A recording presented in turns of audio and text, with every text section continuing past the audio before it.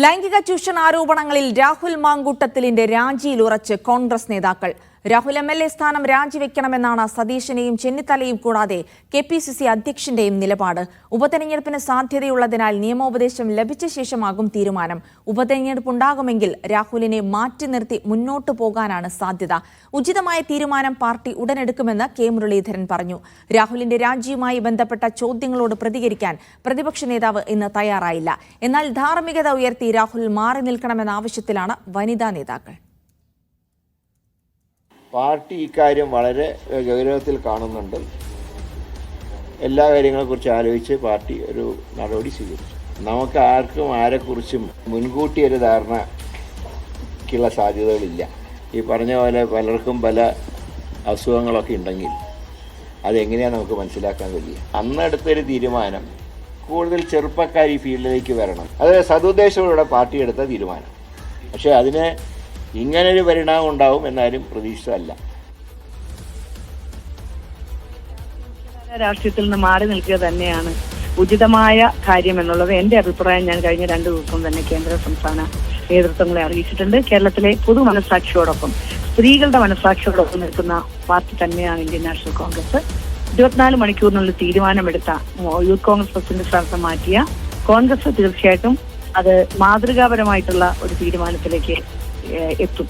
പരാതിയുണ്ടോ അല്ലെങ്കിൽ court proceedings ഒന്നും അല്ല ഇവിടെ പ്രശ്നം. ഇവിടെ വിഷയം ധാർമ്മികമായിട്ടുള്ള വിഷയം തന്നെയാണ്. അതുകൊണ്ട് പൊതു രാഷ്ട്രീയത്തിൽ നിന്നും മുഖ്യധാര രാഷ്ട്രീയത്തിൽ മാറി നിൽക്കണം.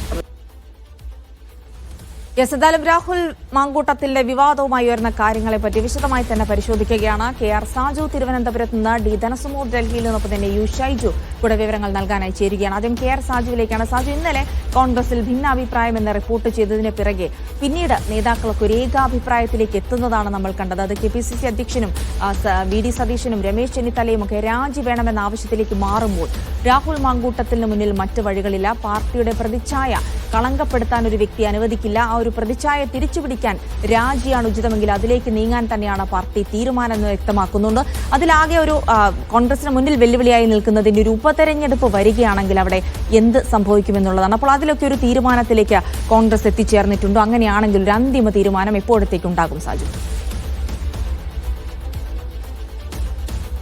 ഇന്നലേതിൽ നിന്നും വ്യത്യസ്തമായ കാര്യങ്ങളാണ് ഇന്നിപ്പോൾ കോൺഗ്രസിൽ സംഭവിച്ചിരിക്കുന്നത്. ഇന്നലെ ചില ഭിന്നാഭിപ്രായങ്ങൾ ഉണ്ടായിരുന്നെങ്കിൽ ഏതാണ്ട് ഏകോപിത അഭിപ്രായത്തിലേക്ക് പ്രധാന നേതാക്കൾ എത്തിച്ചേർന്നിരിക്കുന്നു.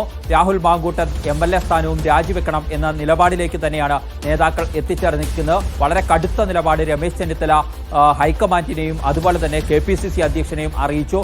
ഒപ്പം ഇന്നലെ പുറത്തുവന്ന ശബ്ദരേഖ കൂടി ചേർന്നതോടുകൂടി മുൻ നിലപാടിൽ നിന്നും KPCC അധ്യക്ഷൻ സണ്ണി ജോസഫും ഏതാണ്ട് മാറിയിട്ടുണ്ട്. ഇപ്പോൾ അദ്ദേഹം വിവിധ നേതാക്കളുമായി ടെലിഫോണിൽ ആശയവിനിമയം നടത്തുന്നതാണ് നമുക്ക് കാണാൻ കഴിയുന്ന ഏറ്റവും പ്രധാനപ്പെട്ട കാര്യം.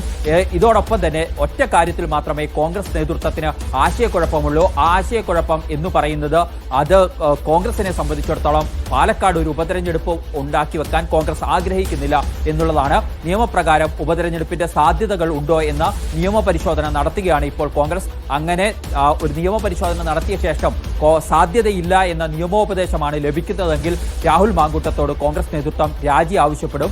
ഇനി ഉപതെരഞ്ഞെടുപ്പിന്റെ സാധ്യതയുണ്ട്, BJP ഒക്കെ സമ്മർദ്ദം ചെലുത്തിക്കഴിഞ്ഞാൽ 6 മാസ കാലയളവിന് മുകളിൽ ഉള്ളതിനാൽ ഉപതെരഞ്ഞെടുപ്പ് വരും എന്ന നിലയ്ക്കാണ് ഒരു നിയമോപദേശവും മറ്റും ലഭ്യമാകുന്നതെങ്കിൽ രാഹുൽ മാങ്കൂട്ടത്തെ മാറ്റി നിർത്തുക കോൺഗ്രസിൽ നിന്നും എന്ന തീരുമാനവും ഉണ്ടാവും.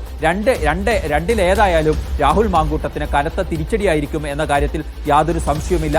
മാറ്റി നിർത്തുന്ന പ്ലാൻ ബിയിലേക്ക് പോകേണ്ടി വന്നാൽ അത് പാർട്ടിയിൽ നിന്ന് മാറ്റി നിർത്തുക മാത്രമല്ല, നിയമസഭാ പ്രവർത്തനങ്ങളിൽ നിന്ന് അടക്കം മാറ്റി നിർത്തുക, കോൺഗ്രസിന്റെ പാർലമെന്ററി പാർട്ടിയിൽ നിന്ന് അടക്കം ഒഴിവാക്കി നിർത്തുക എന്ന ഒരു സമീപനം സ്വീകരിക്കുന്ന കടുത്ത നിലപാട് തന്നെയായിരിക്കും ആ ഘട്ടത്തിലും ഉണ്ടാവുക. എന്നാൽ കൂടുതൽ നേതാക്കളും ഇപ്പോൾ മറ്റൊരു നിലപാടിലേക്ക് കൂടി ഉയർന്നു വരുന്നുണ്ട് കോൺഗ്രസ് പാർട്ടിക്കുള്ളിൽ. അത് എന്തു വന്നാലും ഒഴിവാക്കുക, രാജിവെപ്പിക്കുക എന്നുള്ളതാണ്. കാരണം ഇങ്ങനെ മുന്നോട്ട് പോകാൻ കഴിയില്ല എന്നും കൂടുതൽ പരാതികൾ ഇനിയും ഉയർന്നു വരാനുള്ള സാധ്യതകളുണ്ട്. അത് വരാനിരിക്കുന്ന തദ്ദേശ തെരഞ്ഞെടുപ്പിലും നിയമസഭാ തെരഞ്ഞെടുപ്പിലുമൊക്കെ കോൺഗ്രസിന് തിരിച്ചടിയാകുമെന്ന മുന്നറിയിപ്പാണ് നേതാക്കൾ ഇപ്പോൾ നേതൃത്വത്തിന് നൽകിക്കൊണ്ടിരിക്കുന്നത്.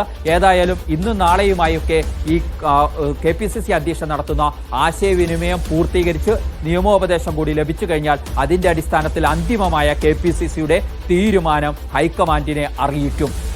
ജിൽസി.